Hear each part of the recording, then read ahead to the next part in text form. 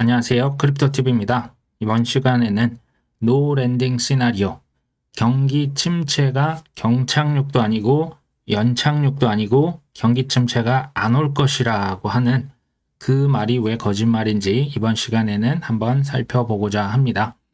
제가 참고한 영상은 그 전 세종대 교수님, 홍익희 교수님과 여러 가지 기사들을 참고를 했습니다.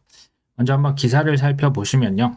지금 이게 6월 초 기사이기 때문에 6월부터 8월 말까지 1조 달러 이상의 미국의 국채가 발행이 되고 총 1조 4천억 달러 이상이 공급될 것. 자, 1조 원이 아니죠. 1조 4천억 달러입니다.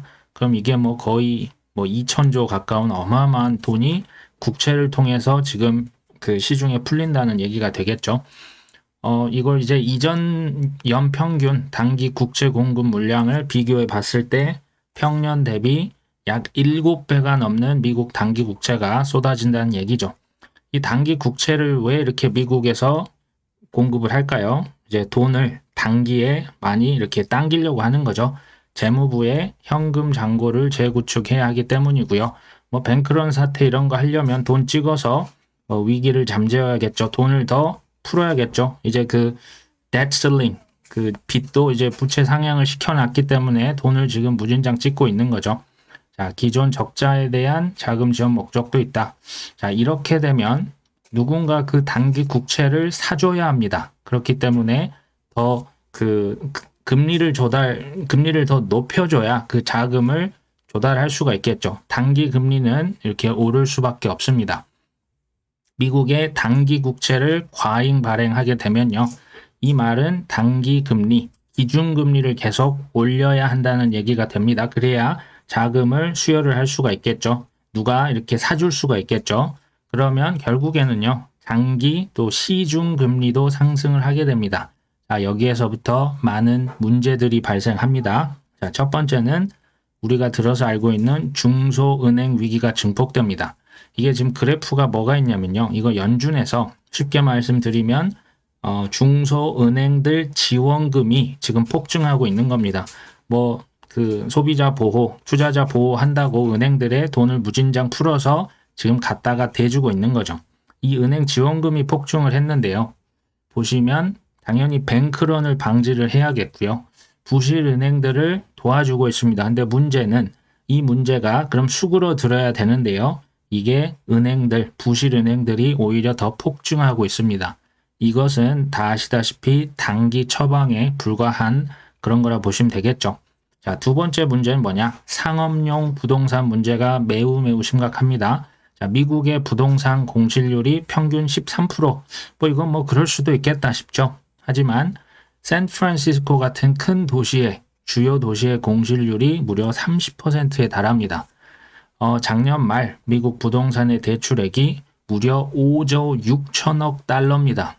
5조 원이 아닙니다. 자, 이 5조 6천억 달러 중에 절반 정도 조금 넘는 금액을 은행에서 대출을 해줬다고 합니다.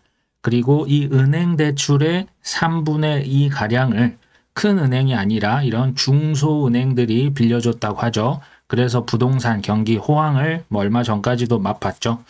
문제는 이거죠. 자, 내년까지 돈을 빌렸기 때문에 돈을 갚아야겠죠. 대출 만기에 대한 규모가 1조 달러 이상, 1조 원 아닙니다. 자, 1,300조 원을 내년까지 돈을 이제 갚아야 되는데요.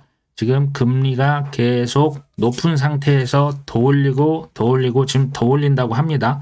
연내 2번을 더 올린다고 하죠. 지금 원금과 이자를 갚아야 되는데요. 지금 원금과 이자가 눈덩이처럼 늘어나고 있죠. 자, 가격이 지금 좀 오르면 그나마 나은데요. 지금 부동산 가격이 전 세계적으로 이제 폭락을 시작했죠. 이렇게 되면 당연히 대출을 갚을 수가 있겠습니까? 은행에서 추가 대출을 받을 수도 없죠. 왜요? 금리가 이렇게 높으니 은행들도 돈이 말라가니까요. 기업들에게 더 이상 대출은 지금 불가능한 시점입니다. 그렇기 때문에 미국의 이제 부동산 갖고 있는 것을 헐값에 강제 매각하는 사태가 쓰나미처럼 얼마든지 벌어질 수가 있다 보시면 됩니다. 자, 그래서 얼마 전에 자넷 옐런 미국 재무장관도 상업용 부동산이 매우 우려된다. 이 얘기를 실제로 밝히기도 했습니다. 자, 세 번째는 뭐냐? 그림자 금융이라고 하는 게 있습니다. 이건 뭐냐면요. 아까 그 말씀드린 대출 중에서 50.6%가 은행에서 빌렸다고 했다면요. 자, 49.4%는 은행이 아닌 기관들에서 대출했다는 의미입니다. 자, 이것을 그림자 금융이라고 하는데요. 쉽게 말하면 은행에서 돈을 빌렸으면 뭐 연준에서 손을 써서 자금 지원을 해주고 뭐 국채 발행해서 그 돈으로 메꿔줄 수가 있는데요. 자, 은행이 아니라 보험사, 헤지펀드, 자산운용사, 뭐 연기금, 뭐 아니면 그냥 개인한테 빌리는 이런 통계에 잘 잡히지 않은 금융이 있어요. 이것을 그림자 금융이라고 합니다. 자, 은행들은 구제 가능해도 이 그림자 금융에 대한 지원은 현재 불가능한 상황이죠. 전 세계 그림자 금융의 규모가 얼마나 될까요? 자, 전 세계 금융 자산을 다 이렇게 합쳐보면 487조 달러라고 합니다. 그 중에 약 절반에 해당하는 게 그림자 금융이다.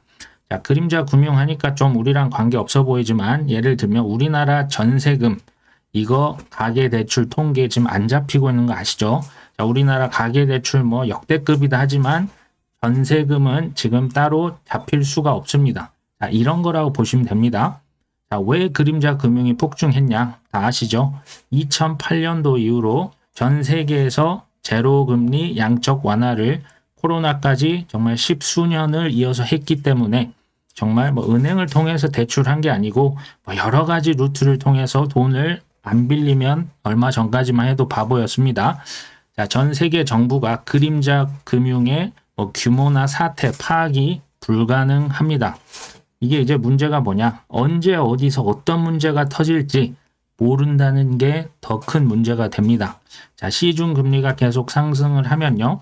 상업용 부동산 위기 심각하다 말씀드렸죠.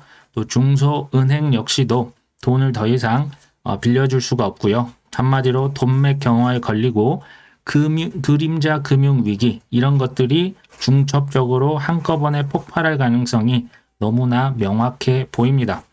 자, 네 번째는 모기지 금리 인상입니다. 미국에서는 우리로 치면 담보 대출이라고 보시면 될 것 같은데요. 특히 부동산을 담보로 대출을 해서 30년 동안 천천히 갚는 거죠. 이게 결국은 미국의 장기 10년 국채 금리랑 좀 비슷하게 움직인다고 합니다. 지금 이미 미국의 모기지 금리가 7%에 육박하고 있습니다.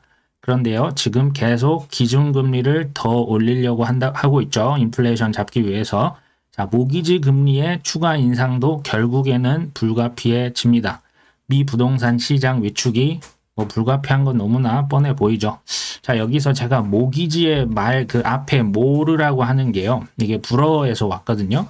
이 말이 사실은 죽음, 사망, 시체를 뜻하는 말인 거 아셨습니까? 자, 모기지. 글쎄요, 저는 이거 권하지 않습니다. 자, 어찌됐건 다섯 번째 이유는 뭡니까? 실업률 증가입니다. 지금 장단기 미국의 2년 국채와 10년 국채 금리가 역전됐다.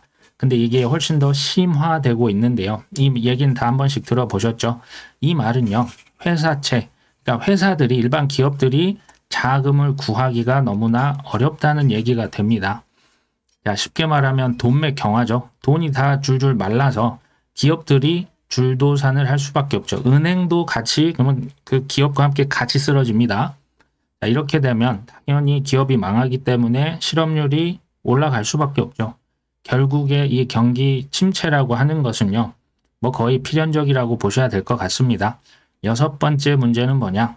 강달러 현상이 심화된다. 자, 미국 기준금리가 인상된다는 것은요, 다른 말로 하면 달러의 가치가 올라간다는 의미가 됩니다. 자, 미국 달러가 강세가 된다는 것은 상대적으로 타국의 화폐가 약세를 나타낸다는 거죠. 근데 여기서 이제 특히 중국과 일본은 지금 다른 데서는 다 금리를 올리는데요. 중국은 금리를 내리고 있고요. 일본은 지금도 마이너스 금리로 돈을 계속 풀어서 이렇게 자국의 환율을 방어하고 있습니다. 자, 이 환율을 방어하기 위해서 미국의 국채와 달러를 계속 시장에 내다 팔고 있죠. 이것은요, 사실 우리나라 역시도 매우 우려가 되는 상황이라고 보시면 될 것 같아요. 자, 여기에서 이제 올해 2월 말에 노 랜딩 시나리오 하는 것들이 기사화 많이 됐었습니다. 자, 경제가 지금 미국 경제 너무 좋다. 또 지금 여기에서 투자해서 뭐 지금 이게 레이 달리오가 돈을 벌었다. 경기 침체 없을지도 연착륙 경착륙이 아니다. 이제는 무착륙이다. 이 말이 2월부터 계속 나오고 있었죠. 하지만 노 랜딩 시나리오는 월가 최악의 사기극이다. 미국의 저명한 경제학자 로젠버그 리서치 창업자라고 하는데요. 자, 이 사람이 이걸 말한 이유가 과연 무엇일까요? 자, 그리고 코인을 투자하고 있는 우리에게 미래를 대처할 수 있는 법이 무엇인지 이것은 제가 다음 시간에 다뤄볼 수 있도록 하겠습니다. 오늘도 끝까지 시청해 주셔서 감사합니다.